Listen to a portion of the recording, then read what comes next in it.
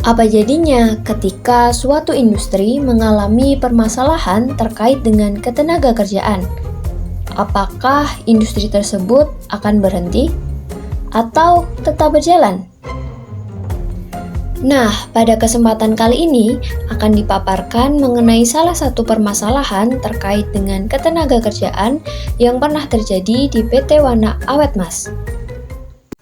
PT Wana Awet Mas merupakan perusahaan yang bergerak di bidang produksi kayu lapis.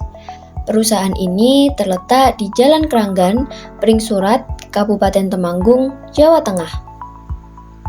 Pada 14 Juli tahun 2017, terjadi demo oleh ratusan karyawan di kompleks perusahaan PT Wana Awet Mas. Demonstrasi ini dilakukan dalam rangka untuk menuntut hak-hak yang tidak diberikan perusahaan ke karyawan. Dalam demo ini, Ketua Perwakilan Pekerja mengutarakan beberapa tuntutan yang meliputi 1. Pembayaran upah selama diliburkan mulai tanggal 21 Juni hingga 14 Juli tahun 2017. Yang kedua, tidak ada lagi upah di bawah UMK atau upah minimum kabupaten atau kota. Yang ketiga, dalam tuntutan ini, seluruh karyawan meminta untuk didaftarkan sebagai peserta BPJS Kesehatan.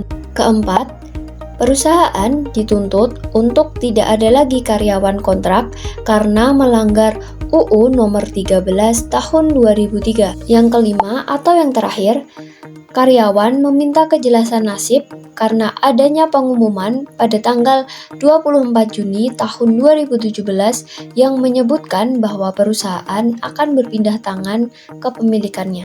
Menanggapi hal tersebut, dilakukan negosiasi yang difasilitasi oleh Dinas Tenaga Kerja dan Transmigrasi Kabupaten setempat.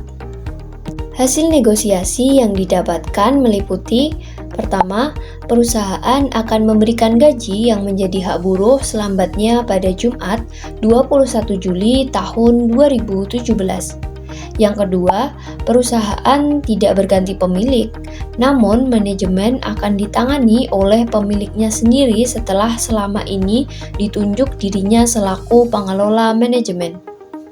Yang ketiga, dalam pengelolaan selanjutnya, karyawan akan diikutkan BPJS Kesehatan. Menanggapi solusi dari permasalahan yang diberikan, langkah yang diambil oleh PT Wana Awet Mas untuk menangani masalah ini dapat dikatakan belum bijaksana.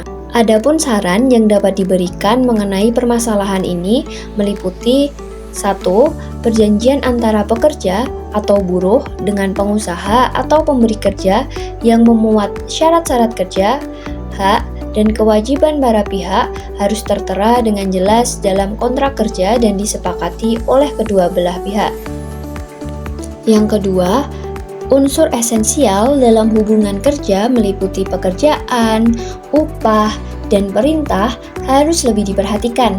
Misalnya, jenis pekerja serta job description harus dapat memberikan detail dari pekerjaan yang menjadi kewajiban pekerja dalam kontrak kerja.